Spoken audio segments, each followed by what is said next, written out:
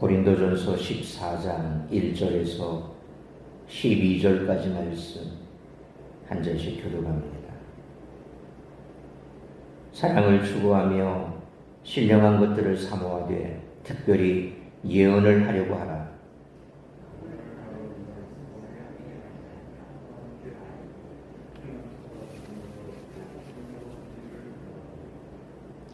그러나 예언하는 자는 사람에게 말하여 덕을 세우며 권면하며 위로하는 것이요,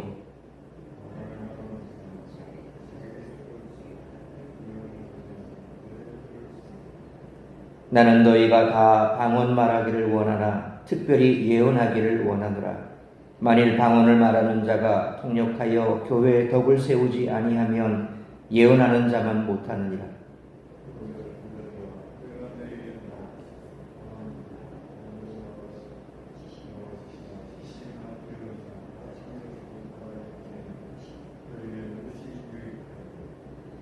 혹 필이나 검은 고와 같이 생명 없는 것이 소리를 낼 때에 그 음의 분별을 나타내지 아니하면 필이 부는 것인지 검은 고 타는 것인지 어찌 알게 되리요.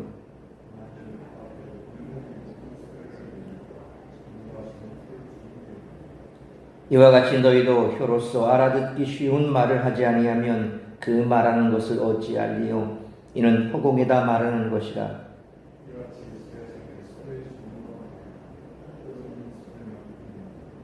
그러므로 내가 그 소리의 뜻을 알지 못하면 내가 말하는 자에게 외국인이 되고 말하는 자도 내게 외국인이 되리니, 그러므로 너희도 영적인 것을 사모하는 자인즉 교회의 덕을 세우기 위하여 그것이 풍성하기를 구하라. 아멘. 13장에서 사랑에 대해 말한 바울은 14장에서 다시 은사에 대한 가르침으로 넘어갑니다. 바울은 1절에서 신령한 것을 사모하라고 격려합니다. 우리는 성령의 은사를 열망하고 있을까요? 티스토는 하나님은 우리에게 가장 좋은 것이 무엇인지 알고 계시는 분이라고 말하면서 우리는 하나님의 사랑과 지혜를 신뢰하며 은사받기를 원하는 진정한 열망을 품고 있는가라고 도전하고 있습니다. 과학과 논리, 이성이 중요시되는 시대에 성령의 은사는 신비한 것으로만 여겨져 비이성적인 것으로 도외시되는 경향이 있습니다. 그러나 성령의 은사를 신비한 현상으로만 이해할 필요가 없습니다. 바울이 이미 설명했듯이 은사는 다양합니다. 성령은 교회의 유익을 위해 다양한 은사를 주십니다. 성령의 은사를 사모하는 열망을 품을 때 하나님은 풍성하게 주실 것입니다. 12절은 영적인 것이 풍성하기를 구하라 말씀합니다. 그렇다면 은사를 사모하는 목적이 무엇일까요? 교회에 유익을 주고 덕을 세우기 위해서입니다. 은사를 사모하거나 풍성하기를 구할 때 이기주의적 경향을 경계해야 합니다. 과시와 자랑, 경쟁이 목적이 아닙니다. 모든 은사는 성령의 선물입니다. 섬기라고 주신 선물임을 기억해야 합니다. 바울이 방언보다 예언을 선호하는 것은 사람들이 이해할 수 없는 말로는 교회의 덕을 세울 수 없기 때문입니다. 우리가 교회에서 다른 사람을 가르치고 설교할 때 소통이 이루어지고 있는가 돌아볼 필요가 있습니다. 복음을 전하고 설교하는 사람이 듣는 자들의 눈높이에 맞추어 전하지 않는다면 그것은 듣는 자들에게 방언을 말하는 것과 다를 바가 없습니다. 알아들을 수 없는 소리로는 전쟁이 임박했다는 경고의 메시지도 줄 수 없고 아름다운 위로의 선율도 들려줄 수 없습니다. 오늘 본문의 마지막 절인 12절에서도 바울은 교회에 덕을 세우라는 말을 반복하고 있습니다. 모든 은사의 사용, 교회를 섬기는 사역은 교회에 덕을 세우기 위함입니다. 우리의 가르침이 듣는 자들에게 외국어를 말하는 것 같이 되지 않아야 한다는 것입니다. 사람들은 성령의 은사를 받고도 은사가 무엇이며 어떻게 사용해야 하는지 바르게 알지 못하는 경우가 많습니다.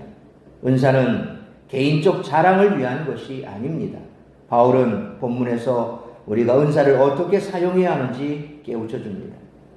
따라서 이와 같은 오늘 본문의 말씀을 통해 우리들이 깨달아야 할 것은 첫째로 1절로 2절 말씀처럼 성도는 성령의 은사를 귀하게 여기고 사모해야 한다는 것입니다.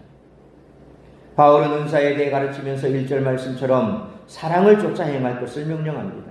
성령의 은사는 사랑 안에서 선용되어야 합니다. 바울은 성령의 은사를 귀하게 여겼습니다. 은사는 하나님의 성령으로부터 오는 것이기 때문입니다.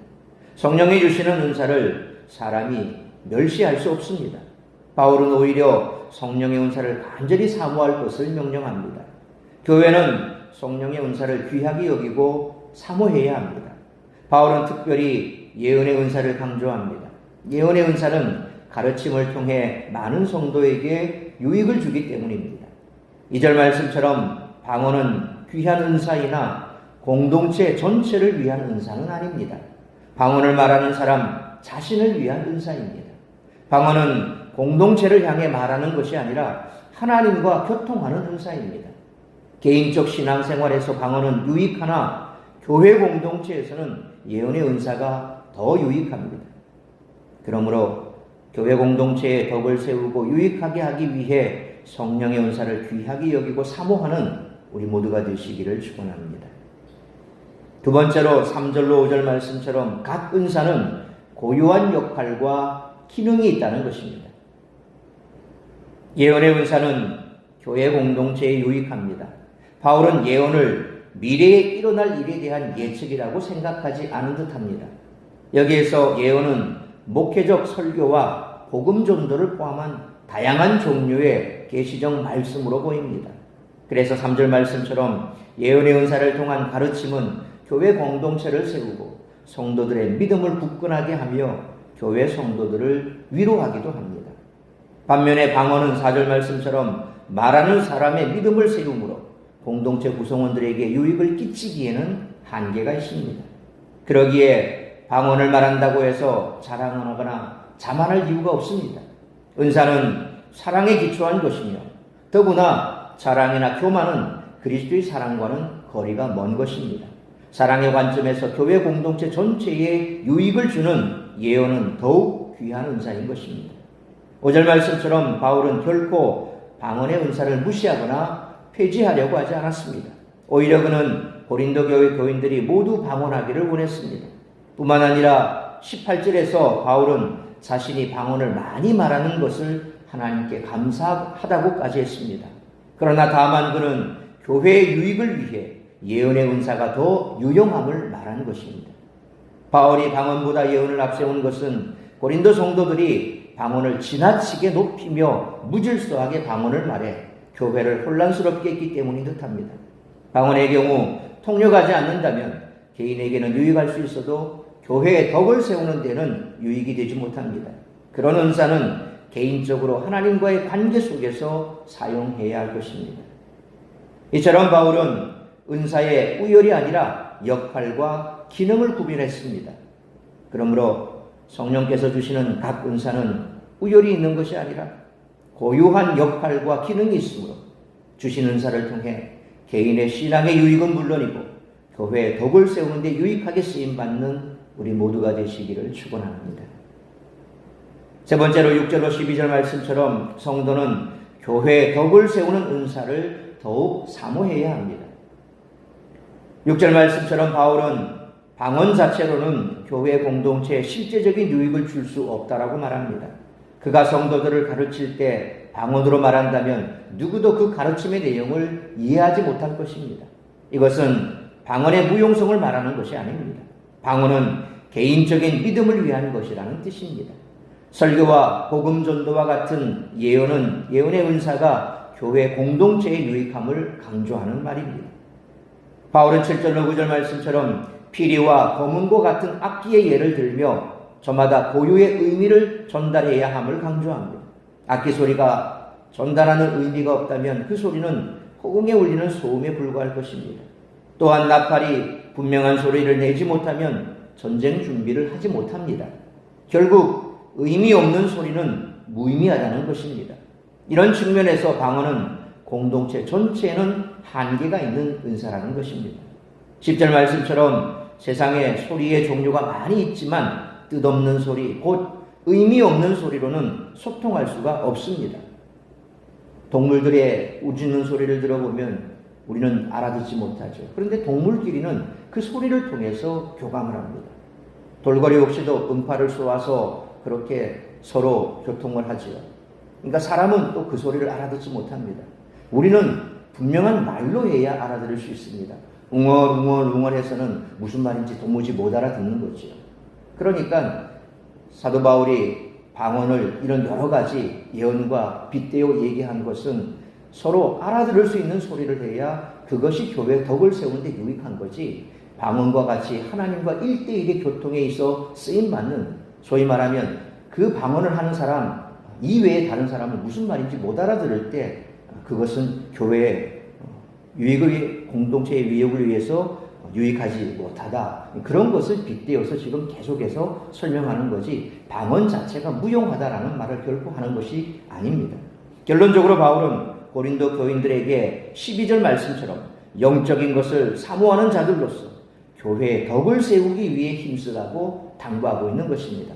그러니까 방언을 하지 말라고 얘기하는 것이 아니라 방언하는 것 유익하고 개인의 신앙을 위해서 유익하고, 그래서 그것을 여러분들이 잘 간직하는 것이 좋으나 공동체로 모였을 때 그걸 자랑거리 삼아서 계속적으로 경쟁하듯이 그런 식으로 하면 안 된다는 거죠. 결국 하나님께서 성령을 통해 주신 은사는 교회의 덕을 세우기 위해 주신 것이지 너희들처럼 그것 가지고 자랑거리 삼으라고 준 것이 아니다. 그러나 이처럼 은사를 사모하는 너희들, 그 은사를 통해서 어쨌든 간에 교회의 덕을 세우기 위해서 애써라 라고 결론을 내립니다. 확실히 고린도 교인들은 성령의 은사를 매우 사모했습니다. 바울이 바라는 것은 그들이 교회 공동체를 세우는데 유익한 은사들을 더욱 뜨겁게 사모하는 것이었습니다. 그러므로 은사가 풍성하기를 열망하되 그 은사가 교회의 덕을 세우고 유익하게 사용되기를 갈망하는 우리 모두가 되시기를 축원합니다.